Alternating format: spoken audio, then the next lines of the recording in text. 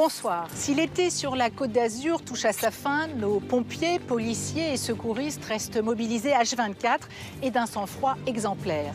Comment, par exemple, éviter que les esprits ne s'échauffent alors qu'il est de nouveau question d'évacuer un campement de gens du voyage? Comment éconduire un touriste éméché et subitement très câlin? De leur côté, les urgentistes ne chôment pas. Ils doivent intervenir en urgence, en pleine mer sur un bateau en flammes et en pleine nuit dans un camping pour une rixe violente entre jeunes filles. Voici Police, Pompiers, SAMU, un été chaud sur la Côte d'Azur. Dernier épisode de votre série d'été signée TV Presse pour C8.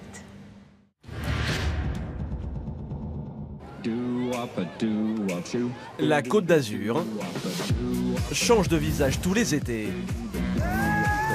La population passe d'1 million d'habitants à près de 5 millions. Amo la Costa Azzurra, ma proprio tanto. Un petit paradis très prisé par les vacanciers étrangers. Il représente les 2/3 des visiteurs pendant la période estivale. Alors rien ne doit venir enrayer cette formidable manne touristique. Des professionnels hors du commun vous protègent pendant toute cette période intense. À Mandelieu, le directeur de la police municipale, Charlie, va devoir gérer des individus alcoolisés. Des bagarres dégénèrent. Le policier joue les médiateurs. Le jeune homme, je vais le défoncer, qu'ils sont sans bail. Non, vous défoncez rien. Il va aussi prendre de plein fouet le retour des gens du voyage. La confrontation va être forte avec certains. Vous me traitez de SS? Mais non, pas Vous m'insultez, monsieur. Hein? Vous me traitez de SS. Si, je l'ai entendu, le monsieur. Tout l'été, il a affaire à des gens hostiles aux représentants de l'État. Je suis pas ivre, je suis énervé, c'est pas pareil. Énervé? Alors allez vous calmer chez vous. Oui. À Fréjus, le SMUR, le service mobile d'urgence et de réanimation, est dirigé par Solange. Elle doit affronter le drame le plus fréquent à cette période, une noyade. Allez, c'est parti. Va-t-elle pouvoir réanimer ce patient? On va faire comme ça. Allez, c'est bon, je l'ai. Didier est le chef de service des urgences. Cet ancien médecin du RAID va essayer de sauver la vie d'un motard. Vous continuez un massage en continu, d'accord? Ok, aspiration. À la caserne d'Antibes, Rémi, pompier, va intervenir sur un bateau de plaisance en feu. Au large des côtes, comment gère-t-il la situation? Voilà, là, le but du jeu, c'est d'arriver à éteindre les flammes sans le noyer pour pas qu'il coule. Julien, lui, est confronté à un très grave accident de la circulation. Y a-t-il des survivants? On va débrancher la batterie, c'est pour éviter juste le risque d'incendie. Pascal va essayer de secourir un homme. Ce dernier s'est gravement blessé chez lui, mais il découvre un autre problème très inquiétant. Voilà, un appartement insalubre, hein. Concrètement, je sais même plus où poser les affaires. Pendant un été, nous avons suivi ces professionnels de la sécurité. Ils se dévouent quotidiennement pour nous protéger en toute occasion. Voici les derniers épisodes d'un été chaud sur la Côte d'Azur. Mandelieu, la Napoule, une station balnéaire proche de Cannes de 22 000 habitants. L'été, la population triple. Ici, certains touristes ne viennent pas séjourner en toute légalité. En cette fin de journée, au poste central de la police municipale, Carole reçoit un coup de téléphone alarmant. Police municipale de Mandelieu, bonjour. Je comprends, madame. Après, on fait la chasse à toutes les incivilités, hein, mais il faut qu'on constate. Il n'y a pas de souci, je vais envoyer un équipage. Ils vont aller voir ça. Un incident se passe dans la ville. Cette affaire pourrait s'envenimer, alors Carole prend toutes ses précautions. Elle rejoint le directeur de la police municipale, Charlie. Ensemble, ils partent vers un secteur sensible de la ville. La zone commerciale de Mandelieu est vaste, avec de grands parkings. Un arrêté municipal a été nécessaire pour interdire aux camping-cars de stationner entre 22 h et 8 h du matin à plusieurs emplacements. Le lieu ne doit pas devenir une sorte de camping. Mais certaines personnes bravent cette interdiction. Oh, mais c'est quoi ça? Qu'est-ce qu'ils font là, eux? Il est 18 h 30. Sur la pelouse à côté d'un parking, des gens du voyage se sont installés. L'ambiance semble être à l'apéro, dans un lieu pas du tout destiné à cela. Charlie compte bien le leur rappeler. Bonjour. Vous savez que vous n'êtes pas sur un terrain de camping, là? Vous le savez? Non, non, non, c'est faux. Bon, monsieur, on va pas commencer comme ça, d'accord? Moi, je vous dis, monsieur, que là, c'est pas qu'on disait là. Vous n'êtes pas sûr? Non, c'est pas qu'on disait. C'est le parking, monsieur, d'accord? Et je vais faire vérifier ce que vous me dites.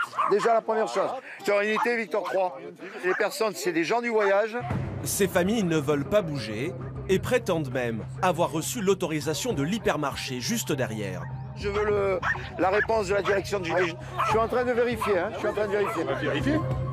Ces personnes se plaignent auprès de Charlie, car dans cette ville, il n'existe pas des aires de grand passage pour des gens dans leur situation.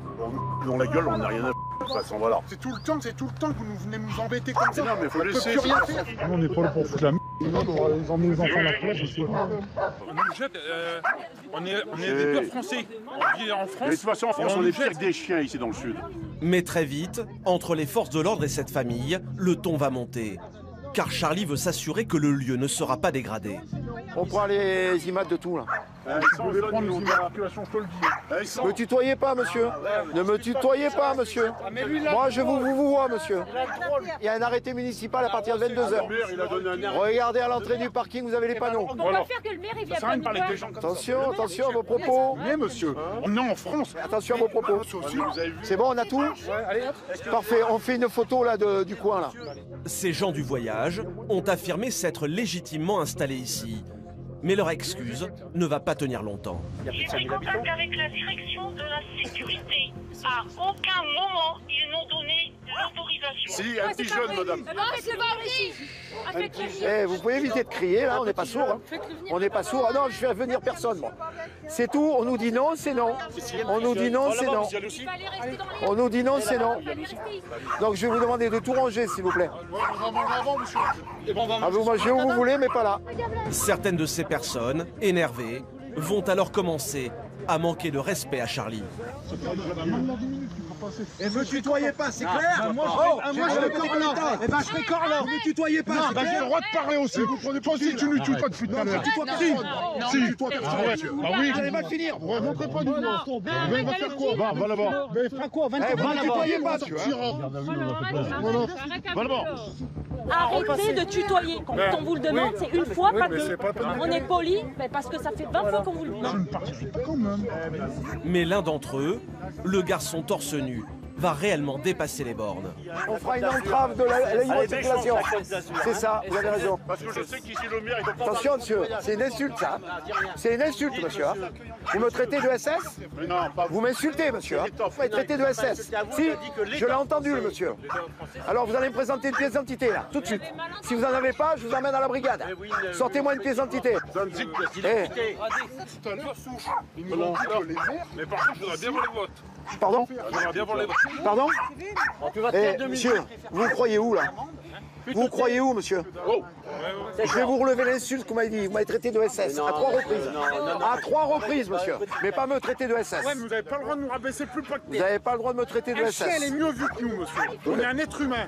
Cette famille de gens du voyage se sent mal aimée par les communes et même indésirable. Leur manière de l'exprimer semble néanmoins outrancière pour les policiers. On n'a pas le droit, on n'a rien le droit. Faut arrêter en France, là, mais franchement, faut arrêter. On n'a rien le droit en France. C'est quoi la France, en vrai? Pays de liberté, égalité, fraternité, va te faire ouais. Ça va être ça? C'est ça, je fais partout en France. Gouvernement de... Ça suffit les commentaires maintenant. Ouais. C'est bon maintenant. Mais tu vois pas que les gens Ça suffit les commentaires. Ils n'aiment pas les gens du voyage. Par contre, vous, je vous relève, hein, monsieur. Je vous relève les propos que vous avez eu à mon attention. Me traiter de SS. Vous en répondrez devant le tribunal, monsieur. Vous en répondrez devant le tribunal. Allez, à tout à l'heure. Allez, au revoir, monsieur. À tout à l'heure. Cette famille était encore sur place après 22 heures. Elle a écopé d'une amende de 35 € par caravane présente. Le jeune homme risque beaucoup plus gros avec son outrage à agent dépositaire de l'autorité publique, jusqu'à 1 an de prison et 15 000 € d'amende. Non loin de Mandelieu, Antibes est la 2e ville la plus peuplée du département des Alpes-Maritimes. C'est surtout le premier port de plaisance en Europe, avec plus de 1600 places. Des bateaux et des milliers de vacanciers sur lesquels il faut veiller en toute occasion. La caserne d'Antibes est l'une des plus grandes de la région, avec plus de 130 pompiers. Parmi eux, Rémi, une figure locale. Natif de la ville, il a fait une fac de sport après le bac. Il est devenu pompier professionnel ici, il y a 7 ans. Donc voilà, là c'est ma chambre. C'est ma deuxième maison, là. Je suis chez moi. Là. Je me suis approprié des lieux. C'est chez moi à 100%. Quoi. Rémi est l'un des antibois les plus connus, car il est très présent sur les réseaux sociaux avec un pseudonyme marquant. Le style viking, c'est mon style sur Instagram. Donc j'ai une petite communauté de vikings. Et comme je m'identifie à un guerrier, j'ai choisi les vikings comme j'ai les yeux clairs, que je suis un peu blanc. Et dessus, il y a un peu toute ma vie, quoi. Ouais, j'apprends à faire des tractions à mon petit. Grâce à son compte, la notoriété de Rémi a largement dépassé les 75 000 habitants d'Antibes. Pas magnifique. Je viens de dépasser les 100 000 followers depuis pas longtemps. J'en suis assez fier. Je m'épanouis là-dessus, je m'épanouis dans mon boulot, donc c'est que du bonheur. Viking sur les réseaux sociaux, athlète à la musculature impressionnante, mari et père de famille, Rémi, un adulte accompli avec des modèles surprenants. Comme je suis resté un peu un grand enfant, je l'ai personnalisé un peu à mon goût. Regarde, on dort dans un lit. Qui sait à 30 ans qui dort encore dans un lit, une place, une bonne couette super-héros. Ça me motive encore plus. Elle est belle quand même. Puis quand tu vois Hulk comme ça, regarde ses gros muscles. Je peux le checker. Mais ce jour-là, ce ne sont pas les super-héros des bandes dessinées qui vont sauver des gens en détresse, mais Rémi et ses coéquipiers. C'est bon les gars, on est là? Ouais, c'est bon. Allez, c'est parti. Urgence au large d'Antibes. Un bateau de plaisance a pris feu.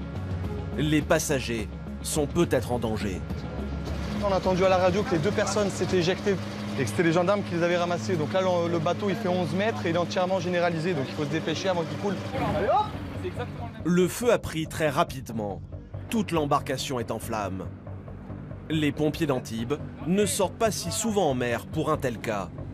Des interventions qui changent de l'ordinaire.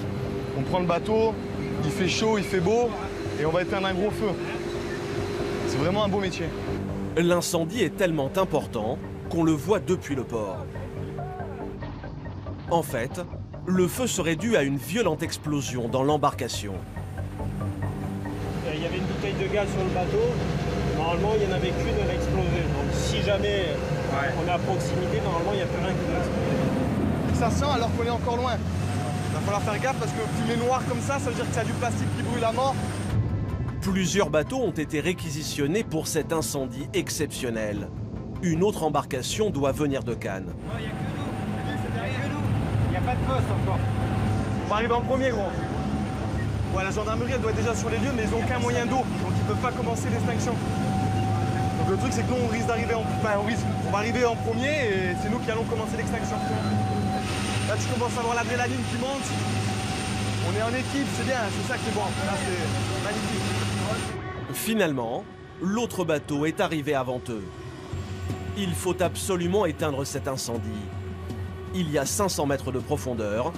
Si le bateau coule ici, il sera très difficile de le renflouer. Cela provoquera par ailleurs un désastre écologique. Voilà, là, le but du jeu, c'est de ne pas le noyer. D'arriver à éteindre les flammes sans le noyer pour pas le remplir, pour pas qu'il coule. C'est vraiment important. L'opération est donc délicate. Pour mener à bien leur mission, les pompiers n'éteignent pas le feu avec de l'eau, mais de la mousse. Elle est plus légère que l'eau. Ainsi, le bateau a moins de chances de couler.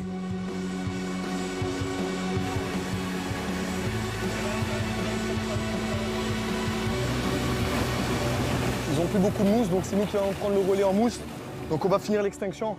On va se rapprocher un maximum et on va faire un joli tapis de mousse pour finir l'extinction. La mousse forme une sorte de couverture au-dessus des flammes. Cela étouffe le feu par manque d'oxygène. Après 15 minutes d'intervention, le tour est joué. Ah bah voilà. Et je pense que j'ai dû perdre environ 15 litres d'eau. Mais bon, c'était un beau feu. Il va couler le bateau ou pas? Non, il va pas couler, on s'est arrêté au bon moment, on l'a bien éteint, on a bien travaillé. Très bien, belle intervention. Ce bateau de 11 mètres de long, complètement dévasté, va être remorqué par cette embarcation. Nous sommes à 4 km des côtes. La température ambiante est élevée, 32 degrés Celsius.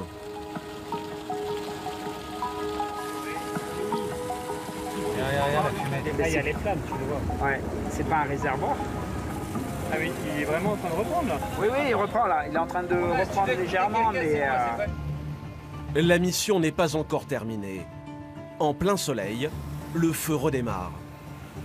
Les pompiers ajoutent encore de la mousse, mais l'opération comporte des risques.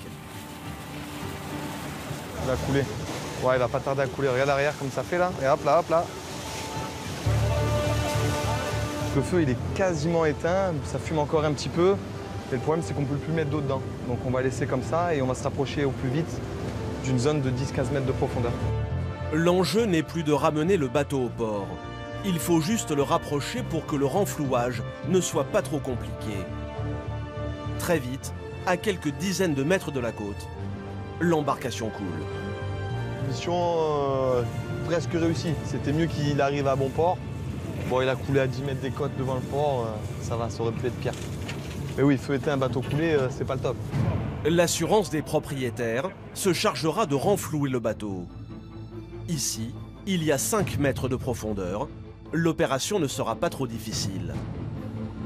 Les conséquences sur l'environnement seront donc limitées grâce à l'intervention des pompiers. À 50 km d'Antibes, Fréjus. Cette station balnéaire de 55 000 habitants triple sa population l'été. Les touristes les plus vulnérables sont ceux en 2 roues. Un tiers des morts sur la route en région Provence-Alpes-Côte d'Azur sont des motards. Cela représente une centaine de personnes chaque année. Pour éviter cela, l'hôpital de Fréjus-Saint-Raphaël est en veille permanente. Depuis déjà 6 ans, les urgences sont dirigées par Didier. Ce docteur encadre une équipe de plus de 80 personnes, dont une vingtaine de médecins. Attention, j'arrive. Ouh là là. Là, les filles. Et vous? Messieurs. Salut Didier. Ça va? Ouais, je sais. Ça va? Dans son métier, il aime particulièrement l'action et les montées d'adrénaline. Il faut dire que l'homme a une grande expérience dans le domaine. Alors... Son passé n'est pas banal. Le bureau en témoigne. Alors, il est décoré comment un peu votre bureau, là, Didier là? Il y a surtout des restes de mon boulot précédent, donc c'est des petits clins d'œil. C'était quoi ce boulot précédent alors? Je faisais partie du groupe médical d'intervention pour la police, pour le RAID à l'époque. C'est ça qui est sympa d'ailleurs dans le métier d'urgentiste, c'est qu'on peut faire plein de choses. On touche un peu à tous les domaines.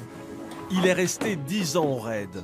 Le patron des urgences y a développé un fort esprit de groupe. Hop, voilà, le stéto, ça c'est bon. Cela l'aide tous les jours pour manager son équipe. Mais il est ressorti avec une autre grande qualité. Un sang-froid en toute occasion. Alors à chaque intervention, même très grave, Didier est parfaitement concentré sur sa mission. C'est bon, vous avez trouvé? C'est bon. On part malheureusement sur un motard d'une 50aine d'années, donc il y a un accident vraisemblablement. C'est plus souvent des scooters d'ailleurs. Malheureusement, quand un motard se crache, la vitesse est plus élevée et les conséquences sont souvent beaucoup plus dramatiques. Ouais. Cette fois-ci, il s'agit d'un scooter, mais la situation n'en est pas moins dramatique. Ouais, ils sont en train de masser, ouais, donc, L'homme est entre la vie et la mort. Didier va essayer de le sauver. 60-65 ans, seul. Combien? 60-65 ans à peu près. D'accord. Scooter seul, éjecté. Ok. Trauma facial, autoragie, en arrêt à notre arrêt. L'autoragie, c'est du sang sortant par l'oreille. Le cerveau semble être touché. Le crâne qui est ouvert et... Ok, ça marche. Oh la vache. Le pronostic vital du monsieur s'assombrit. Le motard est sorti tout seul de la route, tapant ensuite de plein fouet un muret. Il a un énorme traumatisme crânien. Il avait un casque? Ouais, c'est un casque normal? Ouais, c'était pas notre école, hein. Ouais. Alors, je vais prendre votre place, je vais le ventiler. Ouais. Chef, quelle taille de son, quelle taille de lame? L'homme est en arrêt cardiaque depuis déjà plusieurs minutes. Il faut absolument relancer son cœur. Tiens, Bichette, l'adré. L'adrénaline est une hormone permettant d'augmenter le rythme cardiaque. Vous pouvez lui faire 1 milligramme déjà. Ok, aspiration. Didier intube le patient pour oxygéner le plus efficacement possible le cerveau. Arrêtez 2 petites secondes. Un homme inquiet observe la scène. Ce vacancier séjourne dans le camping juste derrière le lieu de l'accident. Il a été le premier à porter secours au motard. J'étais en train de manger tranquillement quand on entend un gros boom. Je viens voir et le scooter était... Et vous avez essayé de faire quelque chose? Qu'est-ce que vous avez fait? J'ai pris les constantes, j'ai pris son pouls, j'ai vérifié une respiration, j'ai vérifié ses pupilles et rien du tout, c'est aucune réaction. L'équipe intervient depuis déjà 7 minutes. On y va. Le TCO2 est branché, ok, super. Je peux avoir une autre seringue, Jason, de 10 là? Pour Didier, c'est un combat contre la mort. Il se donne à fond pour sauver cet homme, mais pour l'instant, aucun résultat. Arrêtez 2 secondes. La courbe reste plate, la victime n'a pas de pouls. Didier commence à être pessimiste. Ouais, j'attends la fin de l'atropine et on va arrêter. On ne récupérera pas. Ouais, et après on arrête. Arrêtez le massage pour voir là. Didier sait qu'il ne guérira plus cet homme sans des séquelles très graves. Mais il décide néanmoins de continuer la réanimation. Arrêtez le massage 2 secondes. Le médecin suit alors une procédure précise. Ok, reprenez. Il veut sauver les organes de ce patient. Ce dernier pourrait devenir un donneur potentiel. 18 minutes. Il a donné largement sa chance depuis qu'on est arrivé. Hein. Déjà 20 minutes d'intervention pour l'équipe, mais rien n'y fait. Le cœur ne repart pas. Ça tient pas. Ouais. Didier prend la décision la plus difficile pour un médecin. Okay.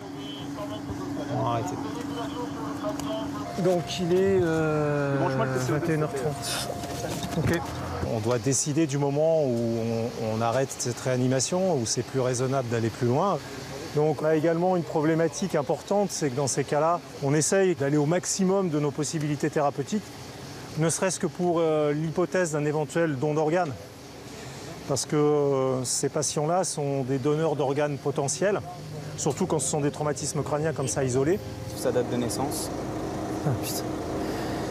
Il a mon âge quasiment. Chaque année, les urgentistes de Fréjus-Saint-Raphaël sortent 1250 fois. Malgré leurs soins, 150 interventions finissent par un décès. Ciao. Même si les médecins ne sont pas responsables, ils encaissent souvent cela comme des échecs. Mais aux urgences, il faut savoir vite se reprendre. Les patients sont de plus en plus nombreux. À l'origine, à sa création, en 1972, l'établissement était dimensionné pour recevoir 30 000 passages par an. Aujourd'hui, 50 000 personnes y sont soignées. Il nous reste 2 places en USCD où il va falloir savoir si on met où il faut, où il faut, ou... Elle est déjà réservée. J'ai réservé, mais après, si vous avez autre chose à y mettre, voilà. Tous les patients ne peuvent pas bénéficier d'une chambre. L'arbitrage est difficile pour Jason, conducteur, mais aussi aide-soignant. Un gros casse-tête. Puis en fait, on est obligé de se dire lequel malade, en gros, est le pire pour avoir un lit, en fait. C'est une bagarre de lit. Donc on évalue, on voit et on verra bien. Ce manque de confort pour les patients, dans des moments déjà éprouvants, est une situation désespérante pour les médecins.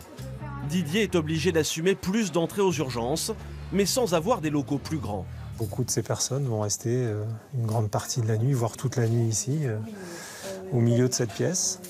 Pour nous, c'est juste insupportable, parce que finalement, c'est en permanence un échec pour nous. Quoi qu'on fasse, on n'arrive pas finalement à empêcher ça, à empêcher que les gens passent des nuits sur des brancards. On va les mettre là, dans le couloir, ici, parfois même jusque dans l'autre couloir qui est là-bas, où on peut. Hop là. Depuis 4 ans, l'État demande aux hôpitaux de faire des économies chaque année. Pour pallier ces problèmes de financement, les médecins se dévouent encore plus à leurs patients. Retour à Antibes. Certaines missions marquent plus les esprits que d'autres. Julien part en urgence sur un accident de la circulation. Les dégâts matériels seraient très importants. À ce stade, c'est la seule information en sa possession. Et c'est déjà inquiétant. Là, on n'a absolument rien, on n'a pas de notion de victime, on ne sait pas combien de véhicules sont impliqués, donc c'est la reconnaissance en fait qui nous dira exactement les premiers gestes à entreprendre. L'accident a eu lieu près du golfe d'Antibes, à moins de 5 minutes de la caserne. Voici la voiture accidentée. Elle a foncé droit sur ce poteau électrique. Le véhicule est coupé en deux. Tout l'avant est défoncé. Alors comment s'en sont sortis les passagers? Ces témoins, à gauche, ont porté secours à la conductrice. Bonjour madame, bonjour la puce. Une grand-mère, accompagnée de sa petite fille de 3 ans. Ça va pour vous de la porter comme ça? Oui. Non, écoutez, honnêtement, à part la peur et le choc, parce que ça fait l'entrée de Nice et la petite m'a appelé. Donc vous êtes tourné et vous avez mis le coup de volant qui va pas. Okay. C'est quasiment un miracle. Malgré la violence du choc, les 2 passagères ne sont pas dans un état critique. Mais toi, t'as été griffé par la ceinture? Oui. Oh, pauvre chérie. La pauvre, elle a eu peur, évidemment. Et oui, forcément. Et moi, n'en parlons pas. Je peux regarder un petit peu ton cou, la puce, ça te dérange pas? Parce que t'as une jolie plaie. Non, c'est juste la peau, c'est rien de bien méchant. Non, a priori, je pense pas que ce soit... Elle était bien attachée, ma puce. La petite s'en sort indemne, mais ce n'est pas le cas de sa grand-mère. Elle est blessée à la tête et au bras. Mamie a fait un badabou. Et là, et vous, ça va? Faites voir l'œil? Ça va. Ouais, à part ça. Je saigne du nez. Non, c'est ici que vous avez une plaie. On va essayer de vous désinfecter un petit peu. Faites voir les bras. Voilà. Ce que vous avez? C'est peut-être suturable ça. La dame estime n'avoir que des égratignures mineures. En parallèle, les pompiers doivent gérer un danger immédiat. La voiture pourrait exploser. Ce qu'on va faire, c'est qu'on va déjà essayer de vous sécuriser le véhicule. On va débrancher la batterie, c'est pour éviter juste le risque d'incendie. Mais étant donné l'état du véhicule, l'opération est impossible. Il y a tout qui est broyé. T'as réussi à me la débrancher ou pas? Elle est broyée. La batterie est broyée? Ah ouais, d'accord. Bon, ok. La batterie ainsi ne présente plus de risque. Par contre, une autre complication concernant la sécurité inquiète encore plus les pompiers. C'est l'état du pylône électrique. Ah ouais, le câble il est... Là on a un autre problème, c'est qu'en fait du coup le poteau a été presque rompu sur l'accident. Donc il va falloir sécuriser aussi le poteau électrique qui menace de tomber sur la chaussée. Immédiatement, les pompiers coupent la route pour éviter un nouvel accident de la circulation. Vous êtes sûr que vous ne voulez pas les consulter? Non, je suis sûr. Étonnamment, cette dame refuse d'être auscultée à l'hôpital. À ce moment-là, sa petite fille prend conscience de l'accident et craque.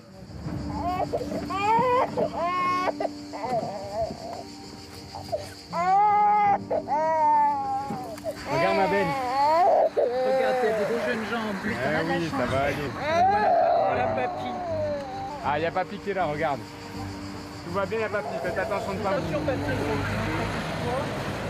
Le mari de la conductrice les rejoint. Il prend tout de suite la relève auprès de sa petite fille. Ouais, sur la marque de la ceinture. Parce qu'il était bien accroché. Oui, il était bien accroché, heureusement. Le temps d'arriver, ce grand-père a eu la peur de sa vie. Je ne savais pas du tout ce que j'allais voir. Donc,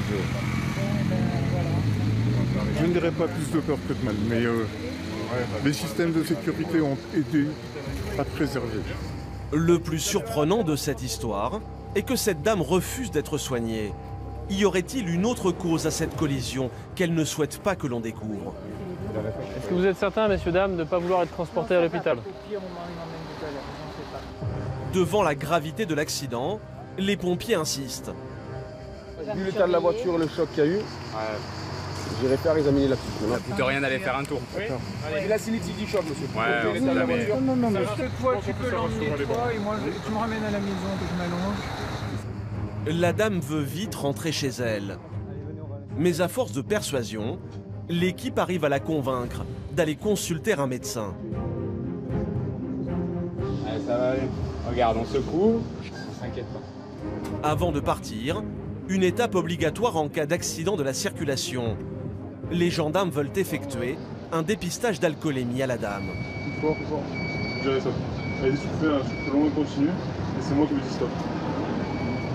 Non. Long et continu. Continue. Non, mais là, Attendez. ne stressez pas, mais c'est pas très long. Non, mais là, je suis pas... Tout ça, c'est comme ça. Attendez, une seconde, parce que je peux... Vous n'avez pas consommé d'alcool, madame? Ça va être l'anniversaire de la petite. Vous avez consommé quoi, madame? Une coupe de champagne. Ça ne sera pas positif, hein. Ne vous inquiétez pas. C'est juste qu'il faut que vous souffliez. Non, mais je... Que nous, on sait. Mais je vous dis, mais moi, je ne peux pas faire plus. J'ai mal ici. La dame met-elle de la mauvaise volonté pour éviter un contrôle positif? Le gendarme commence à avoir des doutes. Non, soufflez pas. Madame, allez-y, soufflez à vide. Voilà, soufflez pas comme ça dedans. Allez-y. Plus fort. Encore. Vous avez mal où? Là. Je suis sûr que ça serait une catastrophe. Ça va? C'est bon. Les soupçons du militaire se confirment. Ça a marché, donc c'est positif. À l'actualité. Du coup, votre permis, on va le garder. C'est convoqué après ultérieurement. Alors, on va faire la prise de sang déjà à l'hôpital. Et vous serez convoqué pour audition. Vous avez bien discuté. Ah non. Ouais, c'est pas l'habitude. Oui, non, c'est pas l'habitude, mais... Ça vient de se passer, hein, donc le déjeuner d'anniversaire de ma soeur. On verra, de toute façon, la prise de sang parlera d'elle-même. D'accord, voilà. Merci. Pour conduite en état d'ivresse, cette dame risque, selon son état d'ébriété, jusqu'à 4 500 € d'amende, la suspension du permis de conduire pendant 3 ans et 2 ans d'emprisonnement. Du côté des pompiers, pour l'équipe menée par Julien, le plus important de leur mission a été de convaincre ces personnes de venir à l'hôpital. Une consultation, je pense qu'elle est vraiment nécessaire, surtout pour une petite de 3 ans, sachant que ce n'est en plus pas ses parents, mais les grands-parents. Donc moi, qui suis père de famille, je me mets à la place des parents. Je pense que j'aurais été content que ma fille, après un accident comme ça, ait pu être vue par un médecin pour pouvoir être complètement rassurée. Voilà. Chaque année, les pompiers d'Antibes interviennent sur plus de 700 accidents de la circulation. Mandelieu, 2 h du matin. Les derniers vacanciers rentrent tranquillement chez eux, mais dans les rues restent encore quelques fêtards. Comme ces touristes étrangers. Visiblement éméchés, ils ne brillent pas par leur discrétion. Ce tapage nocturne n'est pas du goût des policiers municipaux. Mister Charlie n'apprécie pas que l'on réveille les mandolossiens en plein milieu de la nuit. Mister, shut up, hein. Et même en anglais. Il va le faire savoir. Shut up. Allez, en avant. Allez, quick. Ah, ils m'ont compris mon anglais. Hein. Des fois, c'est pas trop le mot, c'est le ton qu'ils comprennent. Ce soir-là, ces Anglais ne sont pas les seuls à avoir trop bu. Bon. Allez, les deux, là. Allez, enlevez-le du trottoir, là. Sinon, c'est nous qui l'enlevons. Non, mec, tu peux pas me faire ça là, maintenant. Ouais, dans l'état où ils se mettent. Pour ces jeunes, Charlie prodigue quelques conseils avisés. Faut qu'il arrête de boire. Quel âge il a, ce monsieur? Il a 20 ans. À 20 ans, il se met minable comme ça, là. Vous n'avez pas dit à un moment donné, il faut arrêter. Parce que vous avez vu dans l'état où il est, là? Vous lui dites à un moment donné, il faut arrêter, il faut boire du lait fraise. Ce sera mieux. Du lait fraise? Du lait fraise, oui. Ça y fera moins de mal, je pense, à votre ami. Je pense. Ouais. Alcool quand tu nous tiens. Mais cette nuit réserve encore son lot d'incidents. Au centre de vidéosurveillance, Maude, l'opératrice, scrute la ville grâce à 140 caméras. À 3 h du matin, elle repère une bagarre entre 2 individus. Un troisième essaye de s'interposer, mais sans succès.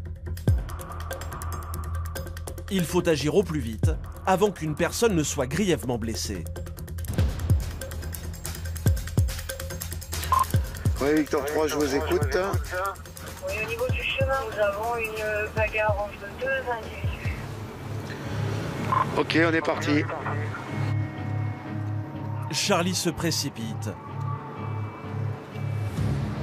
Mais pendant ce temps-là, la rixe reprend de plus belle.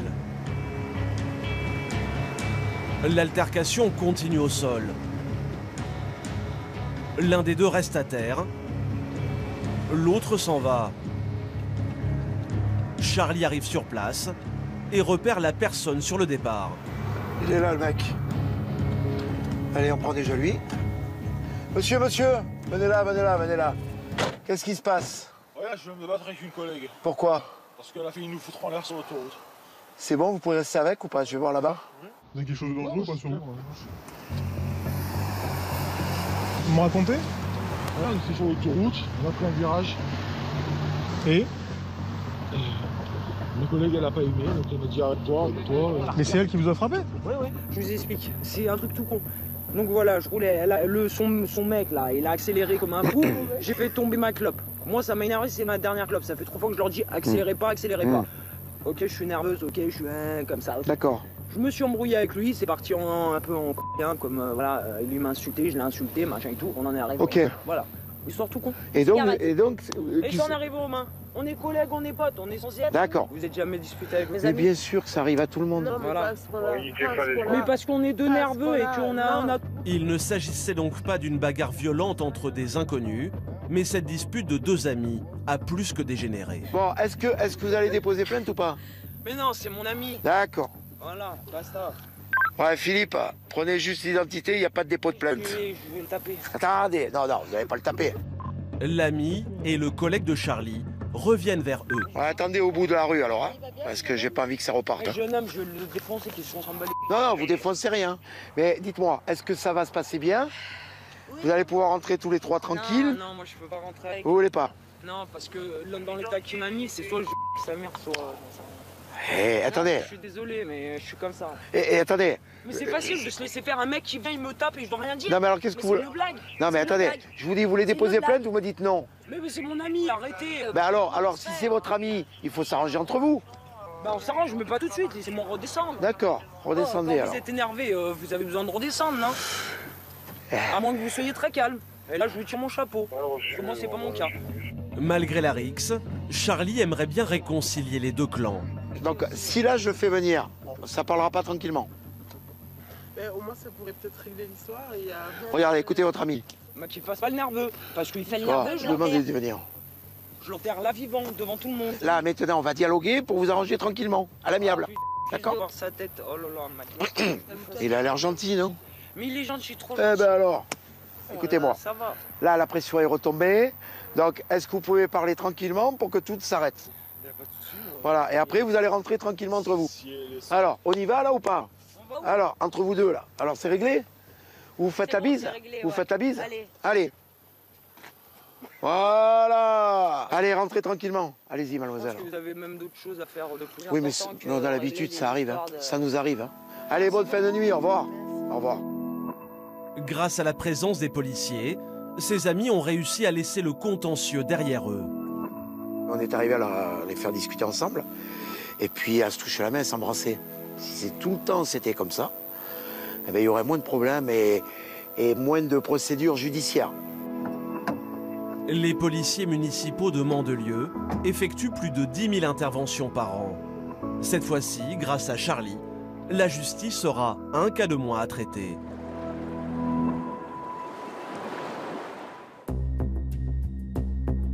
Aux urgences de Fréjus, Saint-Raphaël, la journée des médecins urgentistes ne s'arrête jamais. Bon, du coup, il faut que je fasse la feuille pour l'arrière. Ben, le dossier de SMUR et d'ici, quoi. Voilà. Solange est la responsable du SMUR, le service mobile d'urgence et de réanimation. Elle travaille ici depuis 5 ans. Bonjour, entre 2 interventions à l'extérieur, la médecin gère des patients au service des urgences. Ah, il y a 2 doigts. Ouais. Il y a 2 doigts. Et là, on a la bague qui est dedans. Et voilà, donc il faut couper la bague. Il y a un peu le doigt. Il est là. Ouais, oui, il n'y a pas de tendon. Il n'y a pas de tendon. Ah, il n'y a pas de tendon. Vous avez fait le diagnostic déjà, oui. C'est bien. Bon, on va faire déjà une radio quand même. Comment vous avez fait ça, monsieur, alors? Avec un tailleué. Et voir pour là, vous mettez tout la pression ici. Attendez, je suis de voir. Et certains patients se gèrent très bien tout seuls. Je la tiens là et vous tirez très fort. Allez, allez, allez. Voilà. Donc on va faire la radio et puis après on vous allongera pour voir si on peut réparer ça. Hein. Enfin, réparer on pourra, mais est-ce que c'est moi qui pourra le faire ou est-ce qu'on devra appeler un spécialiste? D'accord? Il suffit de recoller les morceaux, non? Ne vous inquiétez pas, on va faire quelque chose. Mais Solange ne va pas pouvoir suturer la blessure de ce patient. Elle est appelée car un homme de 86 ans s'est noyé dans la mer. Complément d'information des secouristes sur place. La victime est actuellement en ACR, RCP en cours. Donc ça nous précise effectivement l'état de gravité de la victime puisqu'on est en présence d'un arrêt cardiaque qui est en cours de réanimation par les secouristes. C'est pas bon là pour l'instant. C'est mal engagé. Alors il n'y a pas une minute à perdre. Sur place, les pompiers ont commencé les premiers secours. Ils ont reçu une aide inattendue d'un vacancier.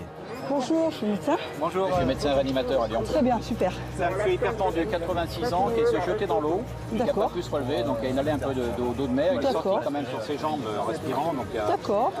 Il s'est effondré à la sortie ici. Moi j'étais là-bas, à ce moment-là, ils ont commencé à mettre un petit peu d'oxygène dessus, il respirait encore un peu. J'ai mis une voie, j'ai passé d'adresse. Ce médecin a agi au plus vite pour secourir cet homme. Il y a de la famille, vous savez, c'est de la famille. D'accord, on verra. C'est sa fille, hein. Oui. C'est une noyade, on va voir sur les examens. Ah, il a bu la tasse. Toi, tu l'as vu? Tu l'as vu, toi? Oui, c'est jeté à l'eau, il a pas réussi. Il a bu la tasse et il a paniqué peut-être aussi. Bon, après, c'est vrai qu'il est moins alerte aussi à son âge. Je vais prendre votre place à la ventilation. Voilà. Parce que c'est ça qu'on va gérer maintenant. Avec ses premiers soins, le cœur du patient va-t-il repartir? Alors, attends, arrête de masser 2 secondes. On prend un pouls, s'il te plaît. On prend un pouls en carotidien. Oui, on a un pouls, Allez, c'est parti. Bonne nouvelle. C'est bon, je l'ai. La victime a un pouls. C'est-à-dire que le sang circule dans les artères grâce aux contractions cardiaques. Tiens, reprends, ballon, s'il te plaît. Solange a intubé le monsieur. Ainsi, l'air va directement dans les poumons. C'est la méthode la plus efficace pour oxygéner le patient. On va reprendre une tension parce que celle-ci, elle est... C'est bon. 35, on est bien là. On est pas mal. Le pouls est encore faible, mais il existe.